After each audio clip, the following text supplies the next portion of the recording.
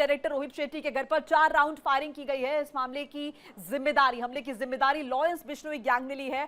Social media post में शुभम लुंकड़ और आरजू बिश्नोई ने धमकी दी है कि अगर हमारी बात नहीं मानी गई तो आगे गंभीर हालात हो जाएंगे। साथ ही पूरे बॉलीवुड को चेतावनी दी गई है। पुलिस के मुताबिक पुणे में इस मामले में 5 आरोपी हिरासत में लिए गए हैं, जिनमें अमन आनंद मारोटे, आदित्य ज्ञानेश्वर गायक, सिद्धार्थ दीपक, येनपुरे समर्थ, शिवशरण पोमाजी और स्वप्निल बंदू साकत शामिल हैं। पुलिस इस मामले की गहनता से जांच कर रही है और मामले के पीछे और भी विवरण, डिटेल्स उजागर होने की संभावना है।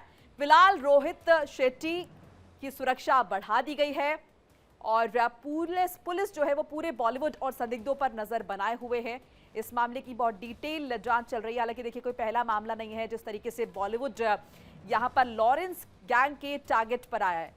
अब यहां पर रोहित शेट्टी का नाम सामने आने से पहले सलमान खान के घर पर गैलेक्सी अपार्टमेंट पर गोलियां चल चुकी हैं। कपिल को भी धमकी देने की बात सामने आई है।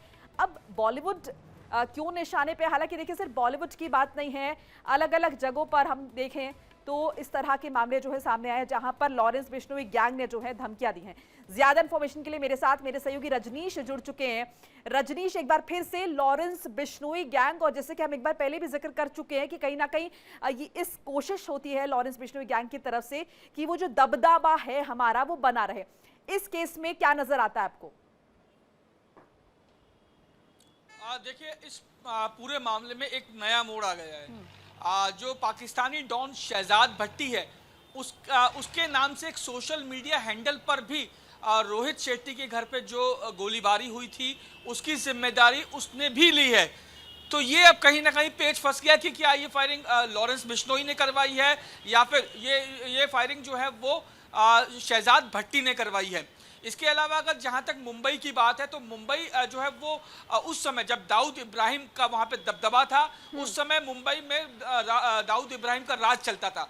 लेकिन जब मुंबई पुलिस एक्टिव हुई और लगातार गैंगस्टर्स और बदमाशों का सफाया किया तो गैंगस्टर्स के लिए अब मुंबई एक ऐसी जगह बन चुकी है जहां पे वो अपना प्रभुत्व या अपना दबदबा बना सकते हैं, क्योंकि मुंबई इस समय पूरी तरीके से खाली है। मुंबई में कोई भी गैंगस्टर्स, कोई भी बदमाश एक्टिव नहीं है। यही कारण है कि तमाम बदमाश, तमाम लोग मुंबई को अपने कैप्चर में करना चाहते हैं। और यही कारण है ना सिर्फ कपिल शर्मा, सलमान खान, रोहित शेट्टी और तमाम दूसरे जो स्टार्स हैं उनको धमकियां मिल रही हैं, फायरिंग हो रही है। रजनीश, आपने भी दबदबे का जिक्र किया, पहले भी हम कर चुके हैं, और जैसे कि आपने एक और बात यहाँ पे जो बताई है कि भट्टी की तरफ से भी यहाँ पर कहा गया है कि ये गोलीबारी हमने करवाई है, फायरिंग हमने करवाई है, लॉरेंस बिश्नोई की तरफ से भी आई है। तो अब ये जो आपस में अगर आप देखें ना, प्रभुत्व किसका होगा, दबदबा किसका होगा, या फिर आपने जिक्र किया कि मुंबई का किंग कौन, तो यानी कि जल्द ही अगला रिएक्शन भी आने वाला है दोनों में से किसी एक का, जो कि साबित करेगा कि भाई ये जो गोलीबारी हमने करवाई है, तुमने नहीं।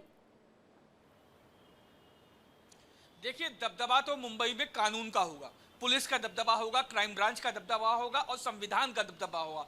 लेकिन जो बदमाश है, क्योंकि मुंबई इस समय पूरी तरीके से खाली है, यानी मुंबई में कोई भी गैंग, कोई भी बड़ा बदमाश या गैंगस्टर एक्टिव नहीं है।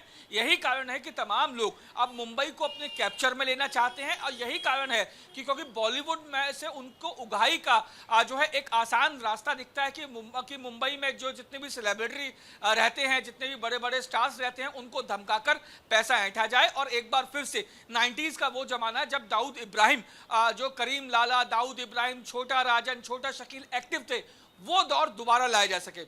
इसके अलावा अगर बात की जाए, जैसा आपने कहा कि दोनों में से किसका दबदबा होगा, तो जैसा मैंने आपको बताया कानून का दबदबा होगा। लेकिन चूंकि अब कई लोग जो है मुंबई पुलिस की हिरासत में हैं, अब जब जो है शहजाद भट्टी के नाम से एक सोशल मीडिया पोस्ट जो की गई थी जिसमें इस हमले की जिम्मेदारी ली गई थी, तो अब मुंबई पुलिस के सामने ये चैलेंज है कि क्या जिन लोगों को गिरफ्तार किया है वो लोग शहजाद भट्टी से जुड़े हुए हैं या लॉरेंस बिश्नोई से जुड़े हुए हैं।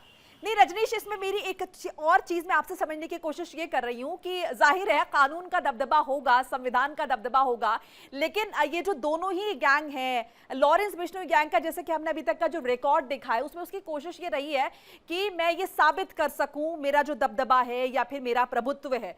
तो अब चूंकि दूसरी तरफ से भी आ चुके हैं, क्रेडिट लेने की एक होड़ सी लग गई है। सो उस कॉन्टेक्स्ट में आपको लगता है कि एक और रिएक्शन सामने आएगा और ये साबित करने की कोशिश की जाएगी कि ये जो गोलीबारी की वारदात है ये हमने करवाई है? देखिए, एक बात आपको समझनी होगी। आपको याद होगा कि कल ही जो लॉरेंस बिश्नोई गैंग की तरफ से जो आरजू बिश्नोई और शुभम लोनकर ने जो सोशल मीडिया पे पोस्ट डाला था, उसमें साफ तौर पे ये कहा था कि पुर्तगाल में शहजाद भट्टी के ऊपर जो हमला हुआ है वो हमने करवाया है। इसके बाद अब जो है इंडिया डेली के पास वो एक्सक्लूसिव जो है वो तथाकथित ऑडियो है, जिसमें शहजाद भट्टी साफ तौर पर ये कहता आ रहा है कि लॉरेंस बिश्नोई उसका बच्चा है और लॉरेंस बिश्नोई को उसने इस मुकाम तक पहुंचाया है और लॉरेंस बिश्नोई की कोई औकात नहीं है कि वो मुझ पे फायरिंग करे। ऐसा जो है उस ऑडियो में बातें कही गई हैं जो इस समय इंडिया डेली के पास मौजूद है। ठीक है। अब सवाल ये उठता है कि क्या लॉरेंस बिश्नोई और जी ठीक है रजनीश, बहुत बहुत शुक्रिया आपका तमाम बातचीत जानकारी के लिए।